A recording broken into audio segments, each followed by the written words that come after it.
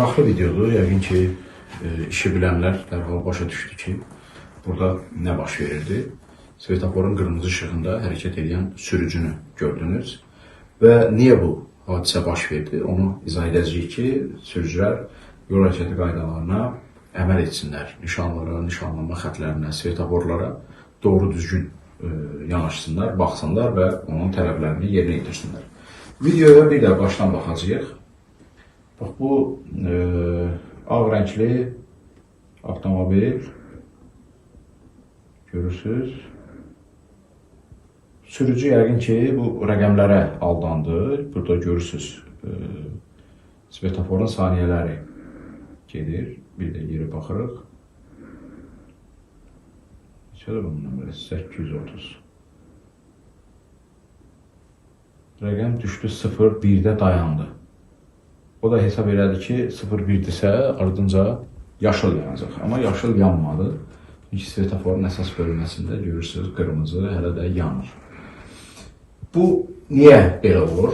Bir çox ərazilərdə yaşıl dalğa prinsipi tətbiq olunanda bax, bu rəqəmlər sürücüləri çaşdırır.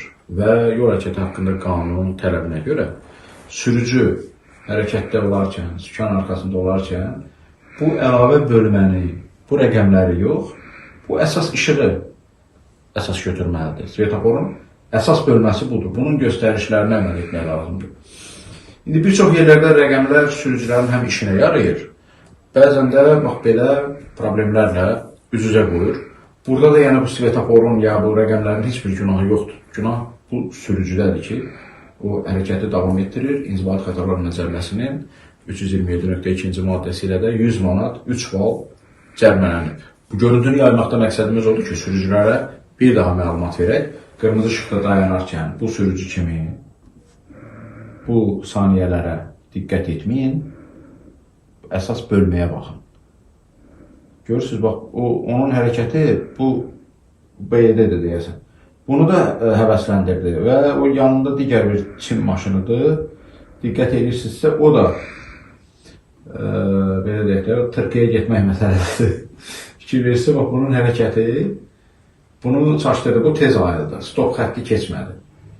Amma bu birisi, baxın, stop xətti də keçib, lap belə qabaqda da dayanıb, ona da bir 40 manat cərimə yəqin ki, yazacaqlar. Ona görə, əziz sürücülər, biz svetoforun, bir daha deyirəm, əsas bölməsinə baxmalıyıq. Bizim üçün hərəkəti tənzimləyən budur. Bax, bu sürücü gedib şikayət eləsə ki, burada saniyə belə-belə, ona cavab %100 bu yazılacaq idarədən ki, sən buna yox, rəqəmlərə yox, buna diqqət etməliydin. Səhv sənindir, ged, cəriməni ödə, balı da çayının içərsən.